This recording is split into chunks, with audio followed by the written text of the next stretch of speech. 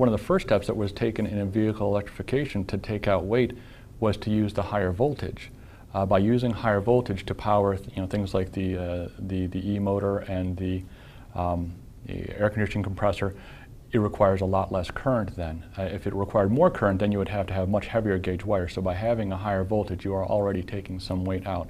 But in terms of the next step in the evolution, I know that there's quite a bit of thought that's being put into things like aluminum cables, which are quite a bit lower weight than the copper cables. They're larger, so it's actually a little bit of a trade-off. To carry the same amount of current, since they don't have the same conductivity as copper, you have to use a slightly larger cable, but there's still a weight advantage versus copper. So that's one area that I know the industry is looking into.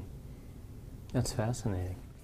We haven't gotten into GM yet. We were hoping to on this trip, and maybe in a couple of weeks when we swing back through, we might be able to do that. But trying to get a sense for what those guys are thinking, and you obviously don't know everything that's in their heads, but what those guys are thinking in terms of electrical design, electronic design, in now that they've had successes, with the Volt and other EVs. I guess the way I always see technology development is that there's multiple stages that go on. The first one is make it work, then make it work well, and then make it cheap. And I think that they've gone through the make it work and make it work well, and their next step is to make it cost effective.